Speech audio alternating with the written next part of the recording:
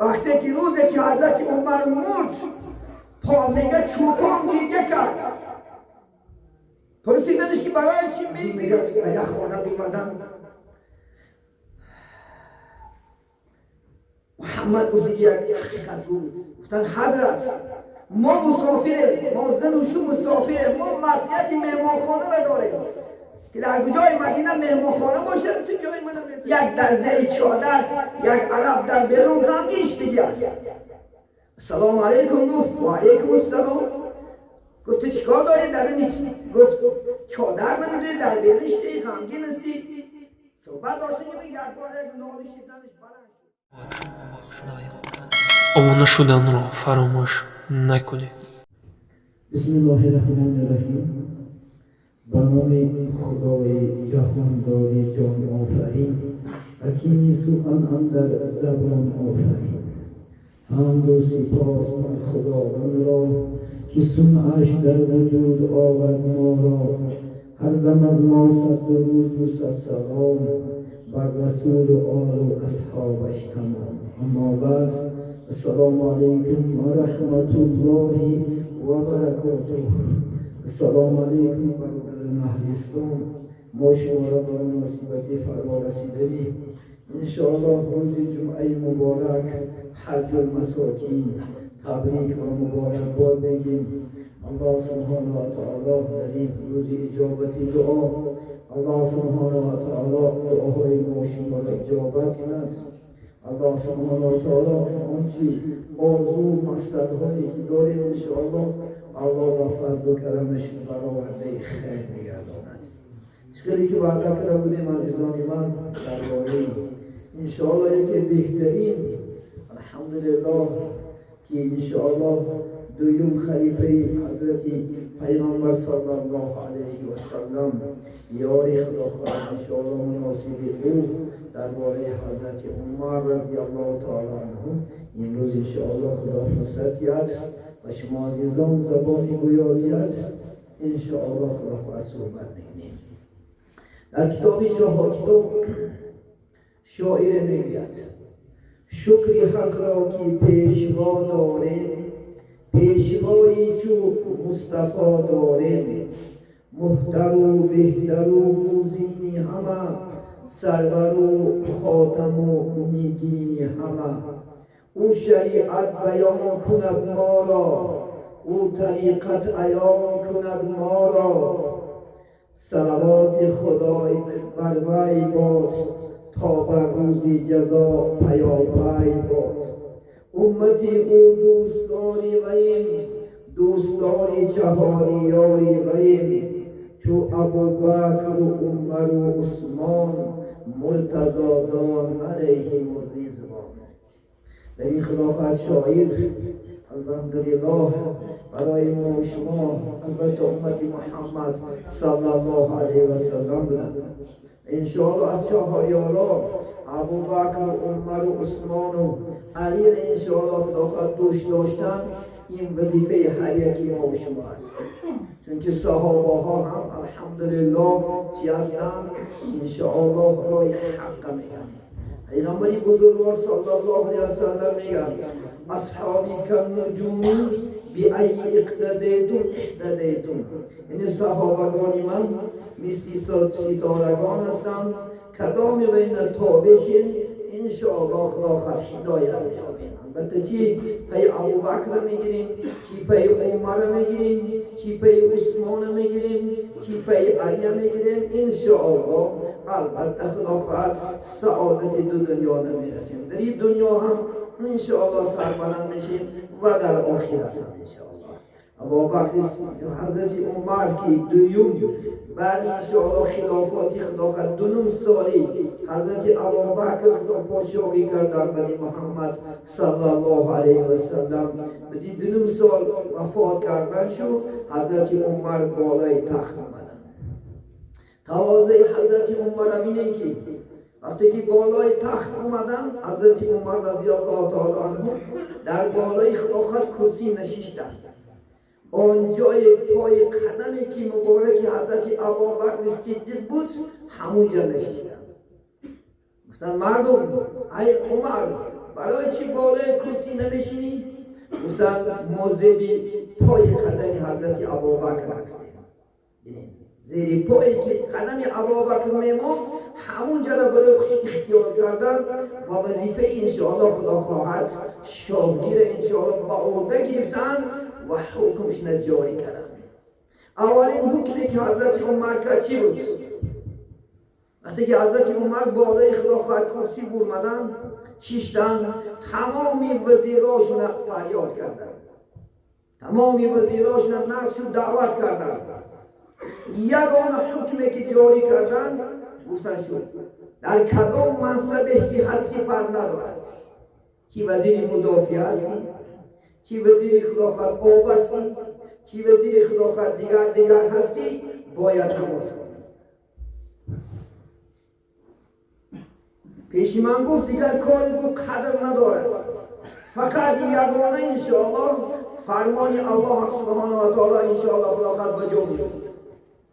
چونکه پیامبر ما میگن صلی الله علیه و سلم من حافظ علیها حافظ دینه، کسی که 5 وقت نماز میخونه و دینش انشاءالله خدا خواهد برپا کرده. امروز هم باید که انشاءالله خدا خواهد امروز مردمی که زندگی دارن انشاءالله خدا خواهد همه وزیرها، همه انشاءالله شاهها، همه خادمایی که قطعی نظر در کدام وظیفه هستند باید که دعوا میکنیم که ما مسلمانیم. الحمدلله دعوای مسلمانی به نماز است، باید نماز کنند انشاءالله خدا خواهد.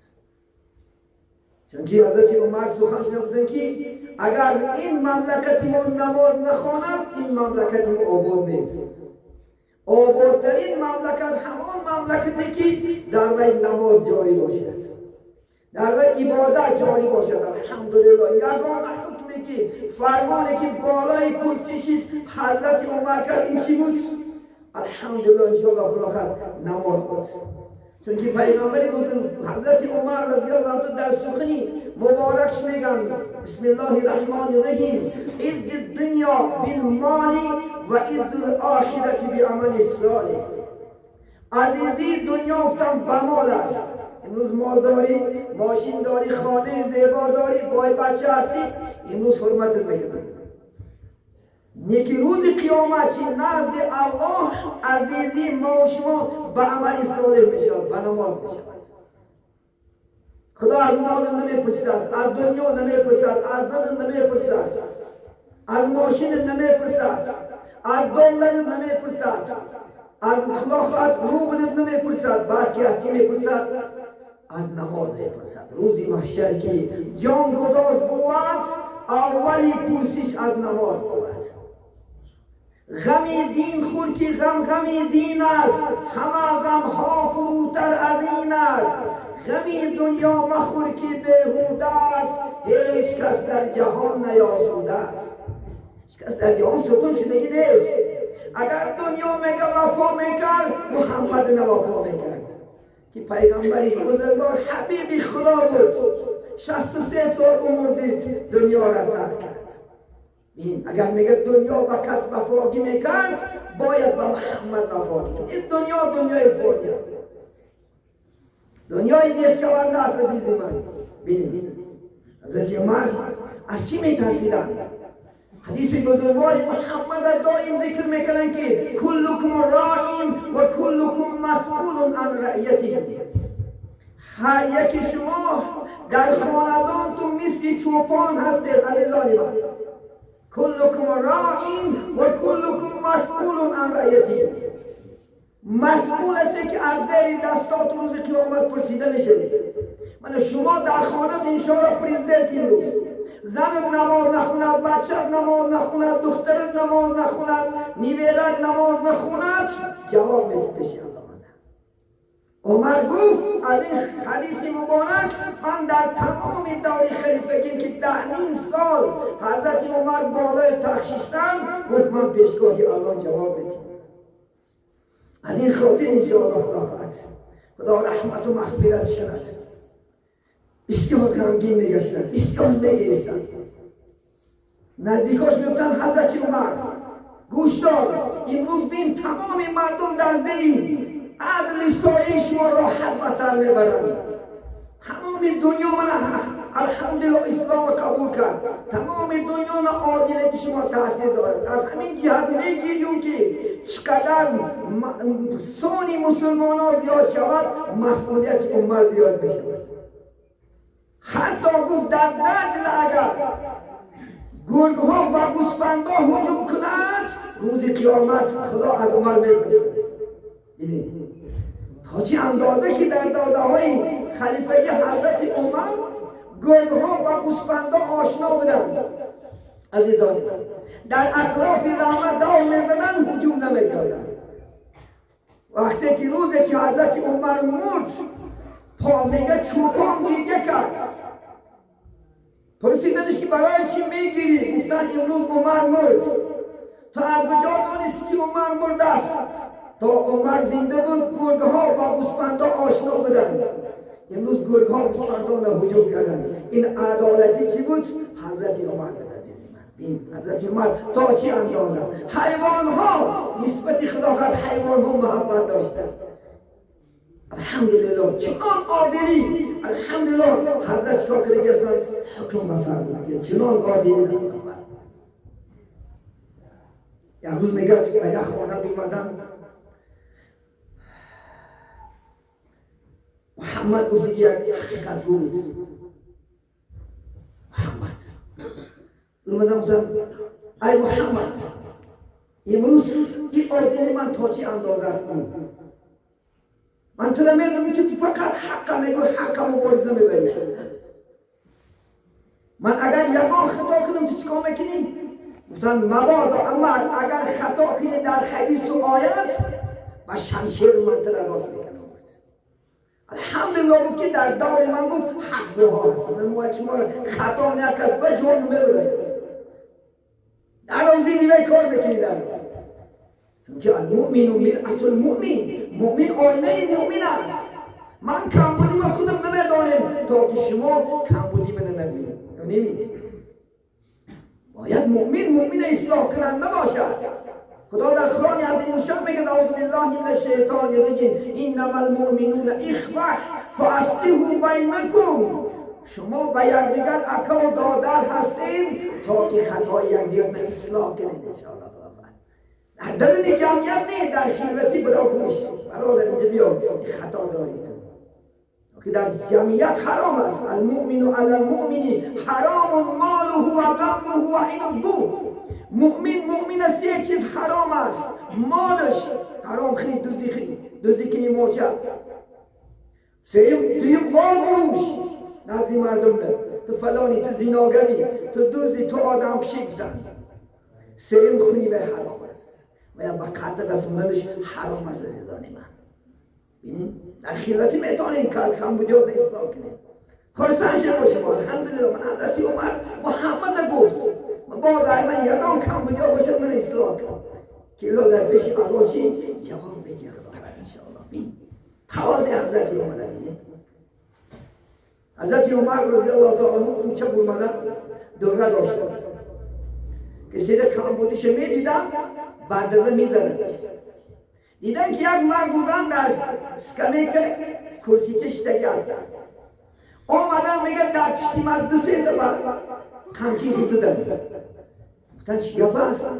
گفتن میدانی این گفتن کار است که باید در خلوت کنید. باید تو زن و شوهر در خلوت یک جایشی. تو این در بین جمعیت چیکار داری؟ گفتن حضرت ما مسافره ما زن و شو مسافره ما مسئولیت مهمانخانه را داریم که در کجای مدینه مهمانخانه باشه تو جای من میزنیم. گفت بزرگ من خیال کردم که شما آدم اهل مدینه هستید. میگه در دست به قمچی ندار. گفت که من از سه تا زن پاچوار تا که حقی تو در قیامت نمونه. این حضرت عمر گفت این کسری است که دنیا را من روز دنیا را فرا گرفت. ببلا شما زنات که شاکه که نشید بیناموس کجا شدید مسلمانی تکستر به ملاخ نخواهد دست بگردن وید در کوچه گشته همینه که هستی مسلمان. 1400 سال پیش حضرت عمر گفت امروز بالای ما بدبخت آمده کرد. ما نکنه خلافت کرد و صحبت خدا نگه دارد برم الله خلافت کوچند کارتش رو گرم نگه خدا نترسیده امروز رسیه رفتی کاری همون کافران عوضی پشید بالای خلافت مسلمان ها آورده شد برم الله خلافت نمیترسد نه ناموس دارد نه وجدانی کامل دارد نه ایمان دارد که اقل ناموس نمیکنه که پدرش که دست است مادرش که دست است برادرش که دست است هم محلگیش که دست است پروا ندارد الله نگه دارد حقیقت حضرت عمر گفت این چی است گفت کسری است که دنیا را من فرا گرفت برم الله انشاءالله دست کپک که رفته سیگو در کوچه خدا نگه دارد حضرت عمر رضی الله عنه شبها خواب نمیکرد شبها تا سحر محله دار میزد یک جا رفت نگرد یک در زیر چادر یک عرب در بیرون غمگین است السلام علیکم گفت و علیکم السلام گفت تو چیکار داری در این گفت چادر نمیدونی در بیرون اشتی غمگین استی صحبت داشته که یک بار یک نالی شیدنش بلند شد گفت در دلین چادر که هست گفت زن از کار چی هست گفته نمیشنم که این عمر است های چی شده است گفت خدا خواهد گفت همسر اون کودک به دنیا میانه